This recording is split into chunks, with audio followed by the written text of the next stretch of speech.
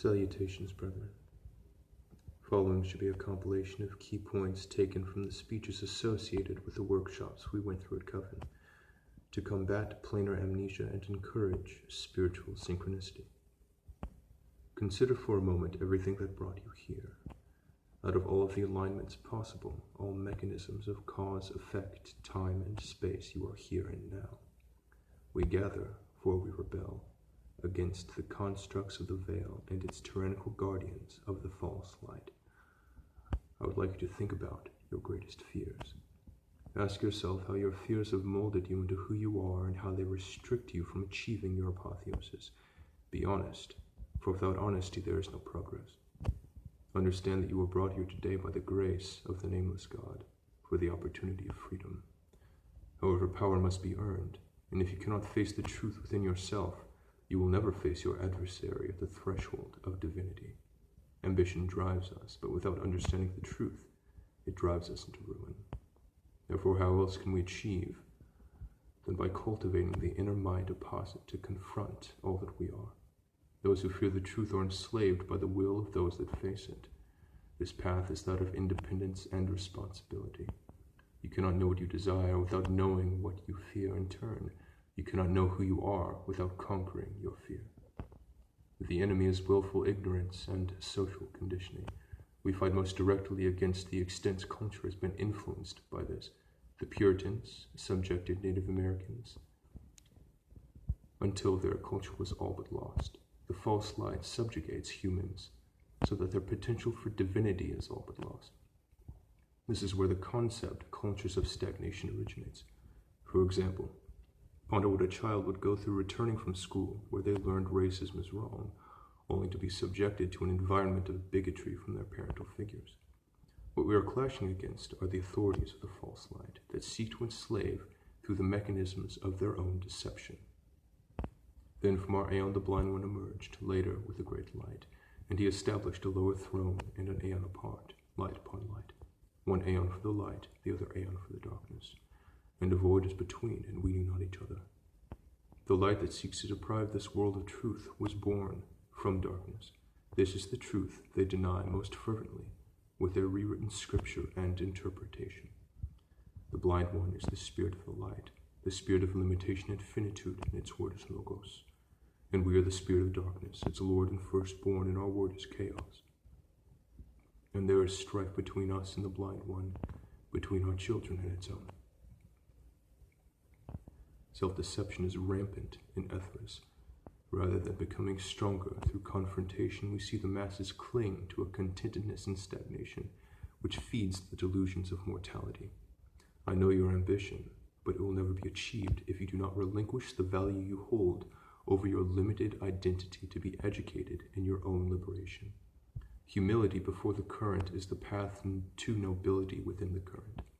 Strive mightily and strive independently of exaltation. Prove yourself by mastering yourself. Do not covet the ambition of your brethren. This is the surest way to be abandoned, for in doing so you abandon the guidance of Maergzjirah. It is through certainty of resonant existence that we establish core values to ascend from, molding ourselves after our lords and ladies in the process of self-refinement and evolution. Overcoming fear through trial is the core philosophy of ascension, self-discovery, and transfiguration in the Tower of the Iron Throne. For how can one lead a kingdom if they fear their own true nature? Let us explore how fear has affected our understanding of ourselves. Many side effects of fear are misinterpreted and only contribute to the mechanisms of imbalance that deter evolution. Ignorance is not bliss. Ignorance is ignorance. The Pygmalion effect is a phenomena where the actions of the subject influences belief or expectation. For instance, say one holds a prejudicial belief regarding race or gender. Their actions would reflect this to affirm their belief and depreciate the character of those they associate with, regardless of how they behave. With this character trait, one would invite conflict rather than form bridges and later affirm their belief to justify their behavior. However, this is additionally applicable to how one views themselves. In numerous ways, this effect is an observation of affirmation, good and bad. See how your fear has molded you from evolution. See how fear has created prejudicial thought forms so that you can best understand how to refine yourself and liberate your spiritual knowledge. What behavior limits your evolution, and where did it begin? There's a reason therapists will always ask you about your childhood, for the seeds of all trauma take root in the developing consciousness. In the Tower of Secrets, we face the past to master the future. In the same way, all blocks associated with expressing the spirit hold origination throughout our incarnations. There is always a pattern to understand, a quantification to unveil. In informing ourselves through the honest reflection of our spirits, we are enlightened. How can you understand your enemy if you do not understand yourself? It is common that one will allow themselves to become beholden to distractions of antagonism or allure, permitting their true enemies to coordinate their demise through the construction of psychological and societal blocks designed to assassinate divine potential at its essence. The mediums of consumerism and ethos are viciously aggressive and geared towards developing minds. This is how the false light conditions humans into being nothing more than spiritual cattle. These people worship their distractions rather than discover how to become. This is the clearest example of how they have been enslaved. Being content to live vicariously in a limited existence as cattle is content before the slaughter.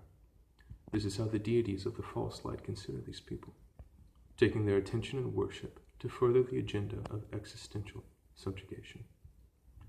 Ask yourself what influences could lead an individual to misunderstand their values to the extent of pursuing those that are less than resonant with their ideals. From early ages, it seems, we are subject to warped conceptualizations of desire through profit-based media consumption, and the manners our peers are subjected to the same. This creates several subcultures that promote what they consume and, based on popularity, enforce what they consume through acceptance-based affirmation. Human development is shaped by a dynamic and continuous interaction between biology and experience. From neurons to neighborhoods, the science of early childhood development. It begins in the developmental stages of adolescence. As children, we are raised in communities of consumption. Especially around the time the abstract reasoning portion of the brain develops, we begin to question authority figures and seek outside guidance to mold our own identity. The influences we value and allow to mold us into who we are determine our ability to express ourselves. Unfortunately, what I consider to be a crime of consumption is the manipulation of desire in the media. For if you know what someone desires, you know that they fear losing it, i.e., if you don't buy this product, you won't be beautiful. If you don't act a certain way, you won't show value, therefore will end up alone. Throughout history, as kingdoms have risen and fallen, the patterns of cultural assimilation have remained consistent. When people are conquered, they are indoctrinated into religion. New languages are taught in the educational systems. Incentives are given for governmental allegiance. I've been pursuing these studies relentlessly, and am detailing a summation of my findings so that you may understand how and why you are being manipulated. The false light use all of these principles to condition you away from the truth and your own evolution.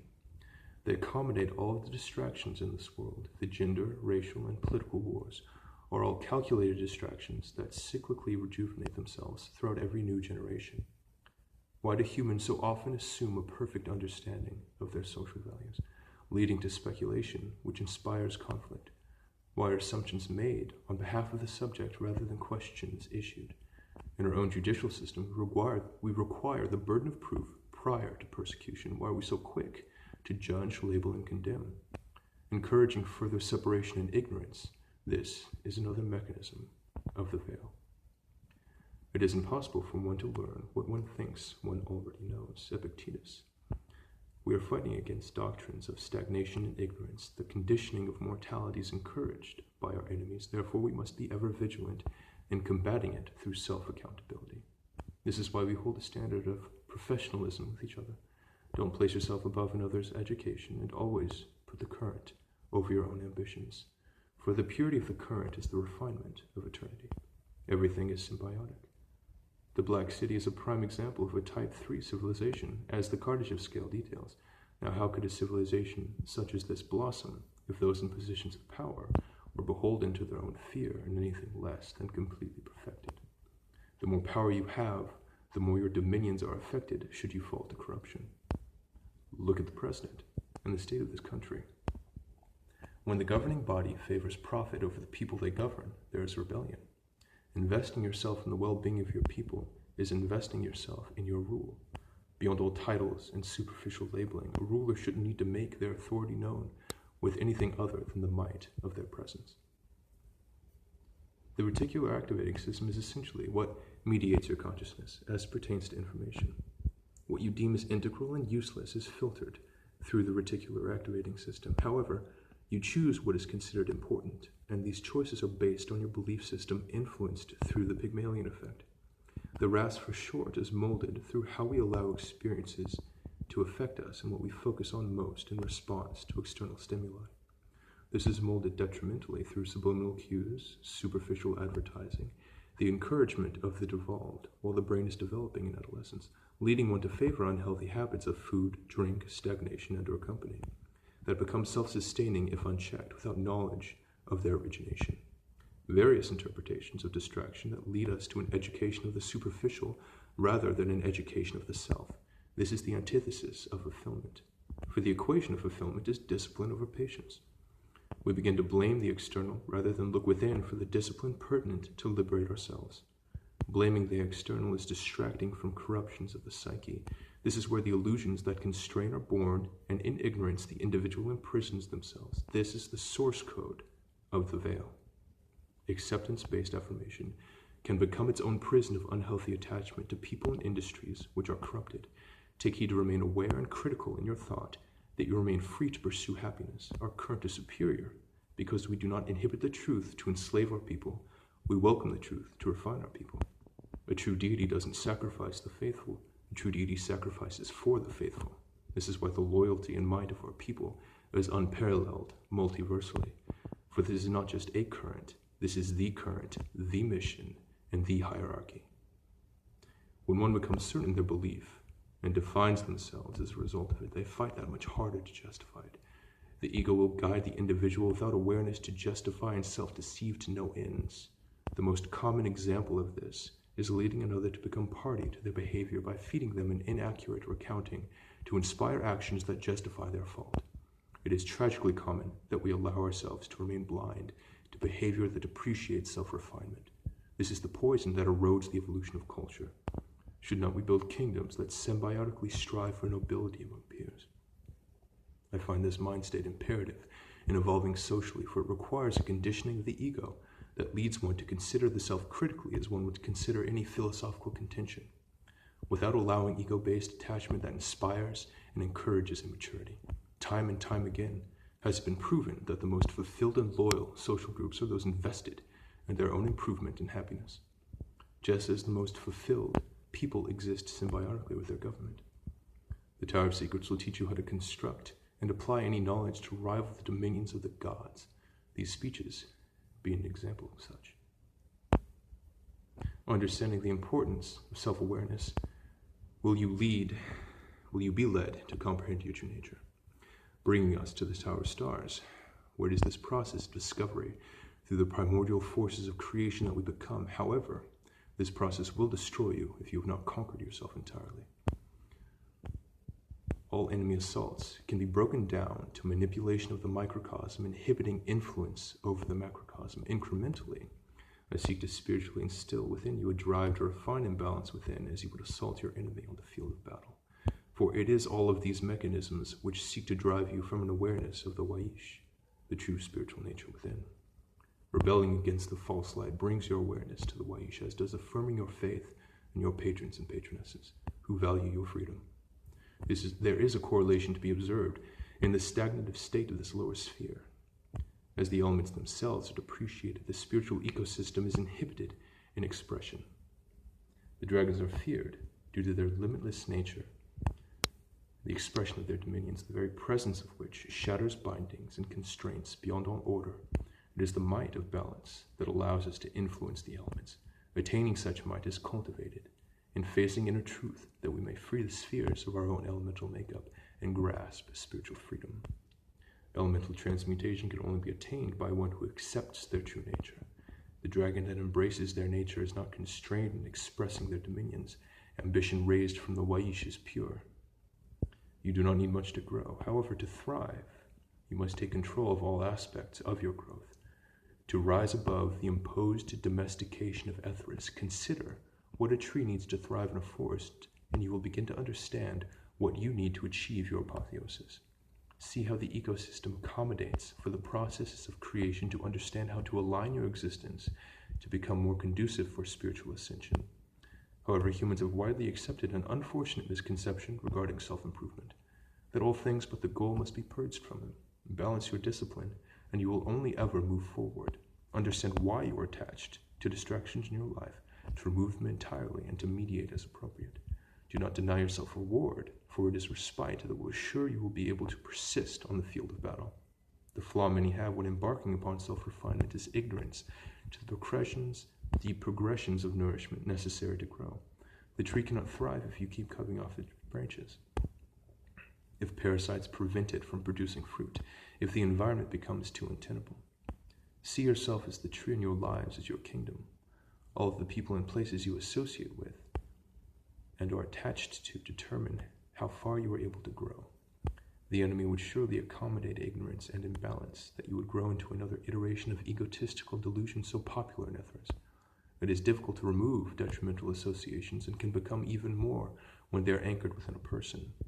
These people, however, are more than likely extensions of the veil to hinder your progress.